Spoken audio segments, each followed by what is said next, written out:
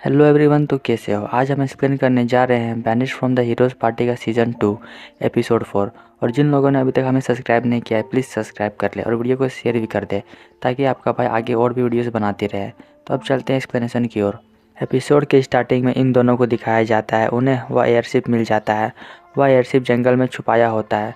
तभी हमें बताया जाता है कि इस व्यक्ति को पहले से पता था कि यह एयरशिप यहाँ पर है और वह इन दोनों को इन्वेस्टिगेट करने के लिए कहता है। वे लोग मना करते हुए कहते हैं अभी रात है, हमें ज़्यादा कुछ नहीं मिलने वाला। और व्यक्ति कहता है मैंने तुम्हारी राय नहीं मांगी है, यह मेरा ऑर्डर है। फिर हमें उस आदमी का नाम पता चलता है, उसका नाम किगित है। उसे एहसास हो जाता है कि यहाँ पर टीसी आई है। सीन चेंज होता है, रुति को दिखाया जाता है। उसे अच्छा लगता है कि कैसे वह एक नॉर्मल लाइफ जी रही है, हर रोज़ की तरह आराम से सोना और सुबह जल्दी उठना। इसके बाद रुति थोड़ा सा एक्सरसाइज करती है, वह अपने पैरों से उल्टा लटक जाती है और साफ़ सफाई करने के बाद नहाने लगती है। वह ऊपर वाले को धन्यवाद करती है, उसे ऐसा ब्लेसिंग मिला। वहीं पास में ही वे लोग खेती बाड़ी भी चालू कर देते हैं। टिसी कहती है हमारा पौधा अब निकलने ही वाला है। तब रुति कहती है ये तुम्हारे बिना पॉसिबल नहीं था। फिर टिसी कहती है मेरे पास कोई एक्सपीरियंस नहीं है पौधा उगाने का। रुति बताती है एक से भले दो होते हैं। टिसी रुति से पूछती है वह ऐसा क्यों कर रही है। वह बताती है रुति चाहती है कि वह कुछ करे बिना अपने सुपर पावर के, और शायद वह रेड की मदद भी करना चाहती है। फिर उन्हें एक पौधा दिखाई देता है जो कि मरने वाला होता है। टिसी अपने स्पाइडर से पूछती है क्या तुम बता सकते हो इसके साथ क्या हुआ। स्पाइडर बताता है यहाँ का सोयल में कुछ गड़बड़ है। उन लोगों को इसके बारे में ज़्यादा नॉलेज नहीं होता है, तो इसलिए वे लोग रेड से मदद लेते हैं। रेड उन्हें बताता है इसके नीचे ठोस मिट्टी जमना चालू हो गया है, तो तुम लोग घबराओ मत, हम लोग इसका सॉल्यूशन ढूंढेंगे। फिर वे लोग रेड के साथ मिलकर कुछ केमिकल बनाने लगते हैं और शाम तक उन्हें पौधे पर छिड़काव भी कर देते हैं, जिससे कि वहाँ का मिट्टी नरम हो जाता है। इसके लिए रुति रेड को धन्यवाद करती है। वहीं टिसी बताती है रुति में काफ़ी चेंजेस आ गए हैं और वह अपने पौधों पर बहुत ज़्यादा ध्यान दे रही है ताकि वे सब स्वस्थ रहें। वहीं उन्हें रुति को लेकर किसी बात की चिंता भी होने लगती है। नेक्स्ट मॉर्निंग टिसी उठती है और उसके सामने रुति होती है। यह देखकर उसके तो होश ही उड़ जाते हैं। तब रुति टिसी से कहती है आज तुम्हारा क्या प्लान है। टिसी बताती है वह पौधों पर ध्यान देगी, लेकिन रुति उससे पहले ही वह सारा काम कर चुकी होती है, तो वह डिसाइड करती है कि वह अपने आप पर ध्यान देगी। फिर वे लोग मार्केट में निकल पड़ते हैं। तभी उनके आगे से अचानक एक ड्रैगन दौड़ता हुआ आ रहा होता है। टिसी रुति से कहती है क्या मैं इसे रोकूं? वह कहती है मैं इसे संभाल लूँगी। रुति उसे एक हाथ से रोक लेती है और उसे शांत कर देती है। यह देखकर सभी लोग हैरान होते हैं कि कैसे यह जीव उस लड़की के सामने एक भीगी बिल्ली बन गई, और यह बात टिसी को पहले से ही पता था ऐसा होने वाला है। इसके बाद वे दोनों वहाँ का सीनरी देखते हैं, उन्हें वहाँ का सीन बहुत प्यारा लगता है। फिर रुति एक फार्मर के पास जाती है और कहती है इस ज़मीन के नीचे एक मॉन्स्टर है। तब वह फार्मर कहता है कैसा मॉन्स्टर, क्या तुम मेरे साथ मजाक कर रही हो। उस किसान को साबित करने के लिए रुति ज़मीन में एक जोरदार पंच मारती है। पंच मारते ही वह अर्थबॉम्ब बाहर निकलता है। फिर रुति उसके दो टुकड़े कर देते हैं। यह देखकर किसान हैरान हो जाता है और कहता है मिस रुति आप जोल्टन की स्ट्रॉन्गेस्ट एडवेंचरर हो। रुति कहती है ऐसा कोई भी कर सकता है। टिसी उसे समझाते हुए कहती है एक मॉन्स्टर के दो टुकड़े करना कोई आम बात नहीं है। इसके बाद वे दोनों ड्रामा देखने जाते हैं। उसी पर टिसी सोच रही होती है आखिर रुति का सबसे ज़रूरी काम क्या है आज का। वे लोग ड्रामा देख ही रहे होते हैं कि टिसी रुति को इसके बारे में बताती है। एक डाकू और नाइट दोनों इस रानी से प्यार करते हैं। वहीं दूसरी ओर रुति स्टेज पर चढ़ जाती है। यह देखकर टिसी को कुछ समझ में नहीं आता है।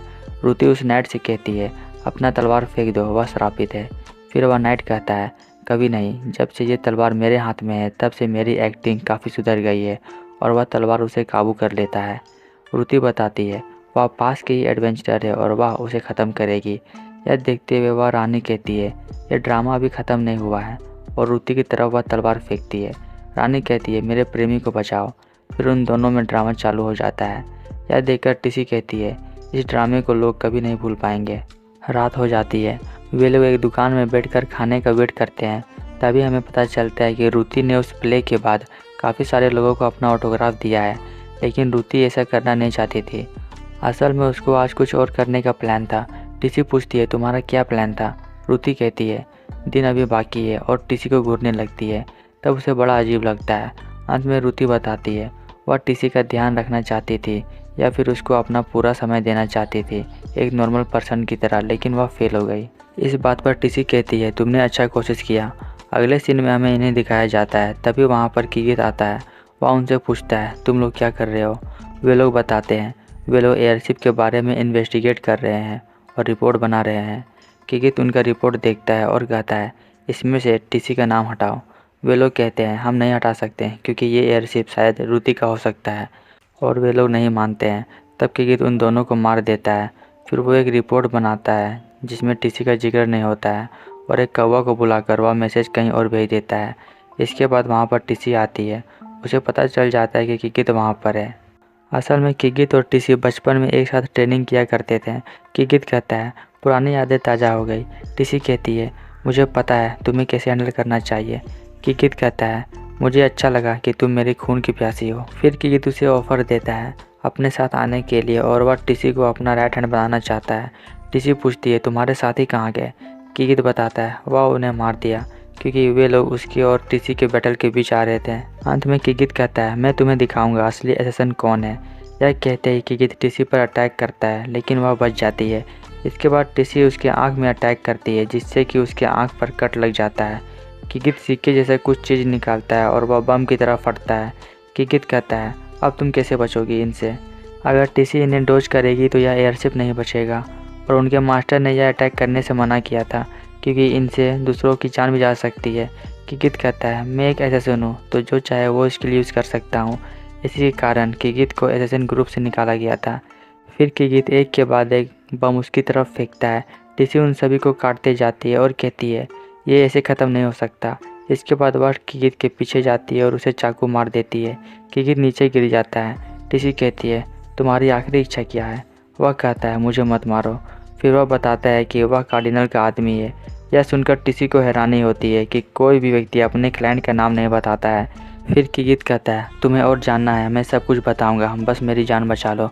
किगित बताता है यह एयरशिप कार्डिनल को चाहिए। वहीं टीसी सोच रही होती है ये एक असैसिन नहीं हो सकता क्योंकि वे लोग मर जाएंगे लेकिन कभी राम का भीख नहीं मांगेंगे।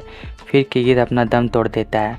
अगली सुबह टीसी उसे दफन कर देती है और वहाँ पर रुति भी आ जाती है। टीसी रुति को असैसिन ग्रुप के बारे में बताती है।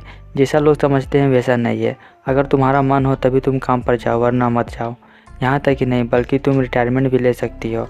वहीं असैसिन्स एक दूसरे का भी मदद करते हैं। रुति कहती है सबको लगता है कि यह ऑर्गेनाइजेशन खतरों से भरा हुआ है। तब टीसी बताती है वे लोग बिना रीज़न के किसी को नहीं मारते हैं। एक हद तक देखा जाए तो असैसिन बनना थोड़ा मुश्किल तो है, और वह किसी का मदद भी नहीं लेना चाहती है इस काम में।